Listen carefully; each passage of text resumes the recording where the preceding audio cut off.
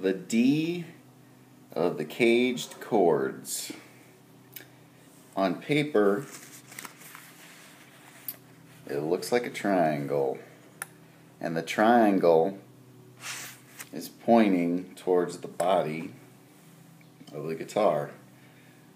There's many fingerings for this one, but I'm only going to talk about this fingering, which will start us on the G string, 2nd fret, Easter bunnies get, 2nd fret, 1, 2, and this is the side of the triangle. I'm going to build the other side of the triangle by going to Easter.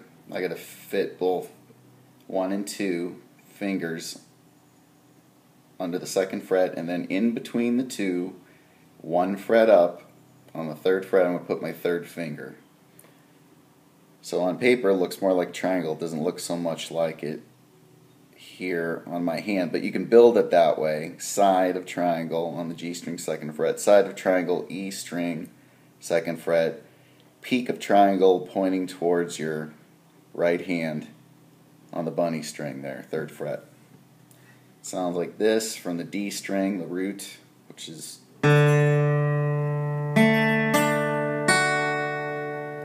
now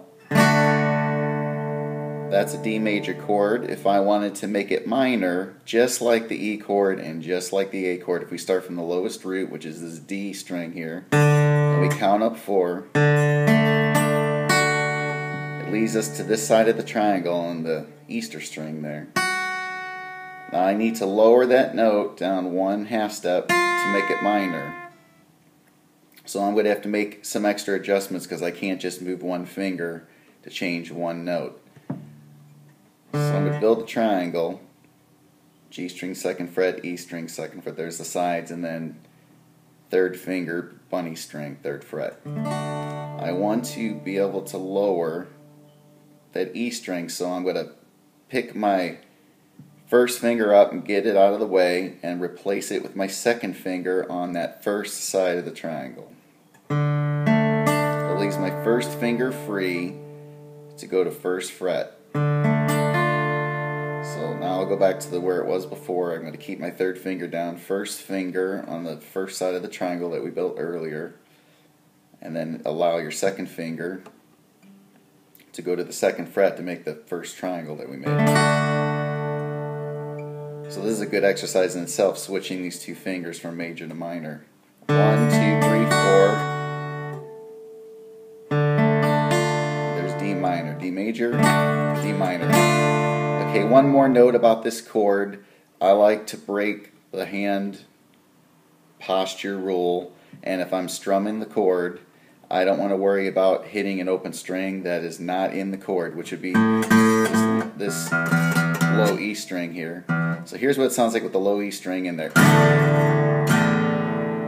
If I want to make it sound like I know what I'm doing, I will bring my thumb over the side and have this skin touch the low E string and tickle it. That's what it sounds like. You won't hear that when you strum the whole chord. That's the sound you get with the thumb feathering the low E string. That's with it out feathering the low E string. So the E chord, the A chord, and the D chord are all basically the same type of chord. Their shapes come from the way the guitar is tuned.